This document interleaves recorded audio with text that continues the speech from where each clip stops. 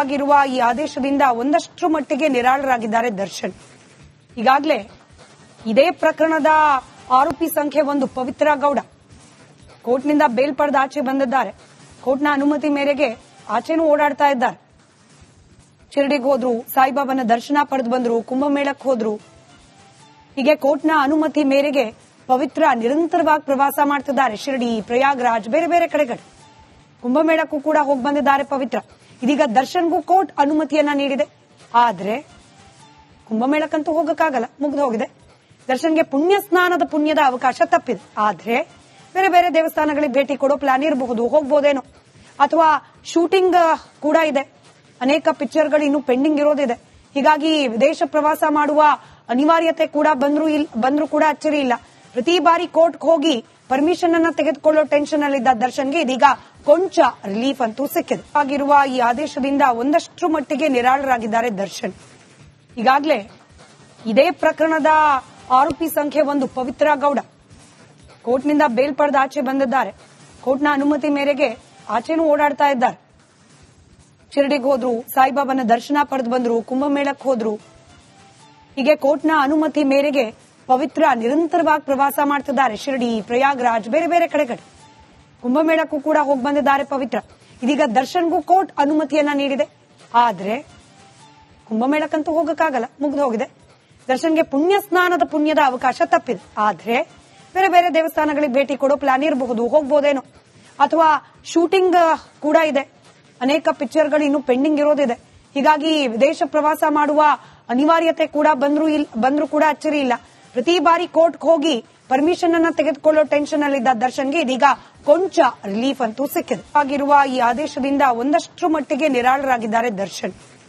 ಈಗಾಗಲೇ ಇದೇ ಪ್ರಕರಣದ ಆರೋಪಿ ಸಂಖ್ಯೆ 1 ಪವಿತ್ರ ಗೌಡ ಕೋರ್ಟ್ನಿಂದ ಬೇಲ್ ಪಡೆದು ಆಚೆ ಬಂದಿದ್ದಾರೆ.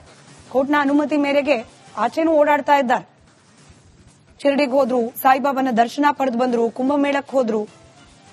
ಹೀಗೆ ಕೋರ್ಟ್ನ ಅನುಮತಿ ಮೇರೆಗೆ ಪವಿತ್ರ ನಿರಂತರವಾಗಿ ಪ್ರವಾಸ ಮಾಡ್ತಿದ್ದಾರೆ. ಶಿರಡಿ, ಪ್ರಯಾಗ್ರಾಜ್, ಬೇರೆ ಬೇರೆ ಕಡೆಗಳು. ಕುಂಭಮೇಳಕ್ಕೂ ಕೂಡ ಹೋಗಿ ಬಂದಿದ್ದಾರೆ ಪವಿತ್ರ. ಇದೀಗ ದರ್ಶನ್ಗೂ ಕೋರ್ಟ್ ಅನುಮತಿಯನ್ನ ನೀಡಿದೆ.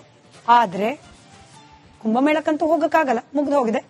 ದರ್ಶನ್ಗೆ ಪುಣ್ಯ ಸ್ನಾನದ ಪುಣ್ಯದ ಅವಕಾಶ ತಪ್ಪಿದೆ. ಆದ್ರೆ ಬೇರೆ ಬೇರೆ ದೇವಸ್ಥಾನಗಳಿಗೆ ಭೇಟಿ ಕೊಡೋ ಪ್ಲಾನ್ ಇರಬಹುದು, ಹೋಗ್ಬೋದೇನೋ. ಅಥವಾ ಶೂಟಿಂಗ್ ಕೂಡ ಇದೆ, ಅನೇಕ ಪಿಕ್ಚರ್ಗಳು ಇನ್ನು ಪೆಂಡಿಂಗ್ ಇರೋದಿದೆ. ಹೀಗಾಗಿ ವಿದೇಶ ಪ್ರವಾಸ ಮಾಡುವ ಅನಿವಾರ್ಯತೆ ಕೂಡ ಬಂದ್ರು ಕೂಡ ಅಚ್ಚರಿ ಇಲ್ಲ. ಪ್ರತಿ ಬಾರಿ ಕೋರ್ಟ್ಗೆ ಹೋಗಿ ಪರ್ಮಿಷನ್ ಅನ್ನ ತೆಗೆದುಕೊಳ್ಳೋ ಟೆನ್ಷನ್ ಅಲ್ಲಿದ್ದ ದರ್ಶನ್ಗೆ ಇದೀಗ ಕೊಂಚ ರಿಲೀಫ್ ಅಂತೂ ಸಿಕ್ಕಿದೆ. ಆಗಿರುವ ಈ ಆದೇಶದಿಂದ ಒಂದಷ್ಟು ಮಟ್ಟಿಗೆ ನಿರಾಳರಾಗಿದ್ದಾರೆ ದರ್ಶನ್.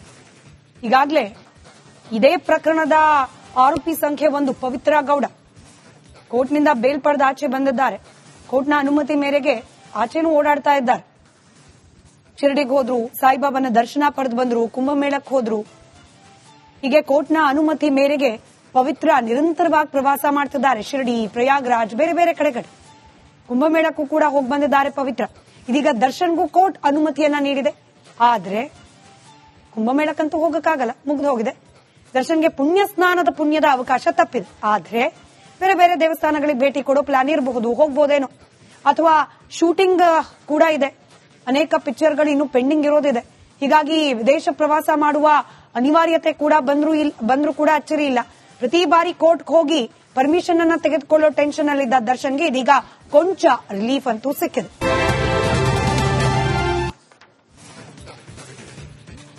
ಕೋರ್ಟ್ನಿಂದ ಈಗ ಲಭ್ಯವಾದ ದರ್ಶನ್, ರೇಣುಕಾಸ್ವಾಮಿ ಕೊಲೆ ಪ್ರಕರಣದ ಆರೋಪಿ ದರ್ಶನ್ ಮೊದಲ 6 ತಿಂಗಳು ಪರಪ್ಪನ ಅಗ್ರಹಾರ ಹಾಗೆ ನಂತರದಲ್ಲಿ ಬಳ್ಳಾರಿ ಜೈಲಿನಲ್ಲಿ ಕಾಲ ಕಳೆದು ಬಂದಿದ್ದಾರೆ.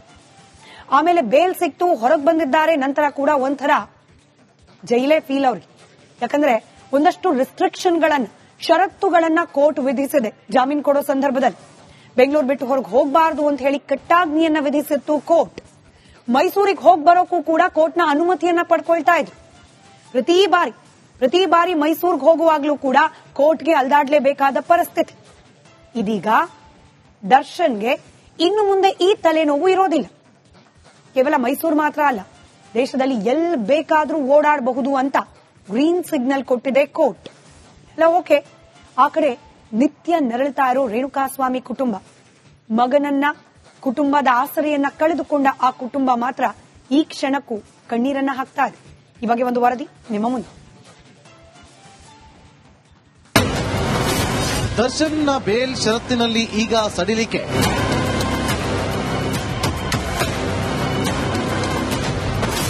ದೇಶಾದ್ಯಂತ ಸಂಚಾರಕ್ಕೆ ಕೋರ್ಟ್ ಓಕೆ.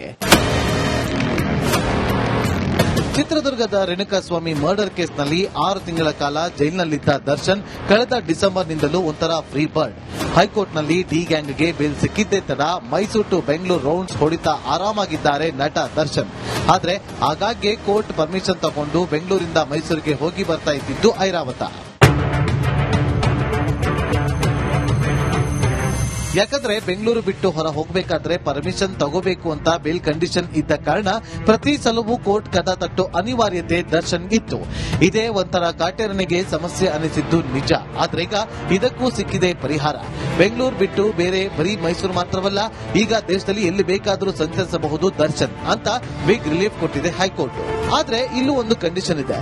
ಫಾರಿನ್ಗೆ ಹೋಗಬೇಕಾದ್ರೆ ಮಾತ್ರ ಕೋರ್ಟ್ ಬಳಿ ಅನುಮತಿ ಪಡಿಬೇಕು ಅಂತ.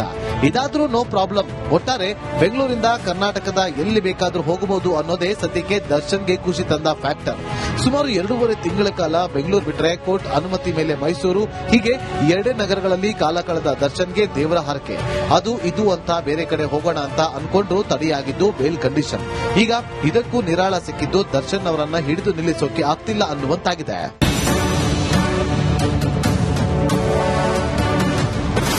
ಕಣ್ಣೀರಲ್ಲಿ ಕೈ ತೊಳೆದಿದೆ ರೇಣುಕಾ ಕುಟುಂಬ.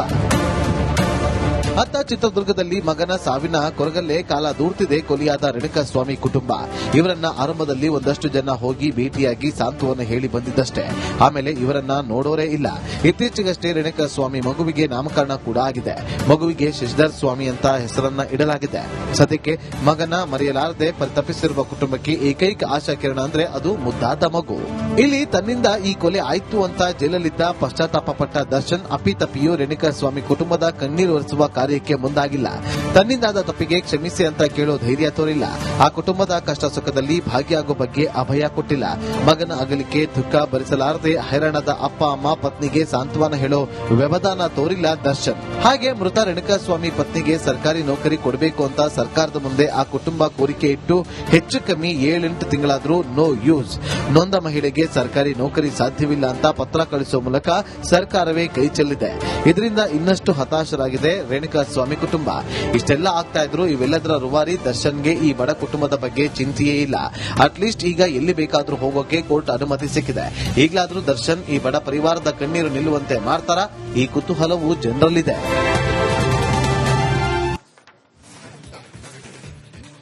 ಕೋರ್ಟ್ನಿಂದ ಈಗ ಲಭ್ಯವಾದ ನೋಡೋಣ. ಡಿಕೆ ಶಿವಕುಮಾರ್ ಅವರ ಮುಂದಿನ ಹೆಜ್ಜೆಗಳು ಯಾವೆಲ್ಲ ಕಡೆಗೆ ಹೋಗುತ್ತೆ?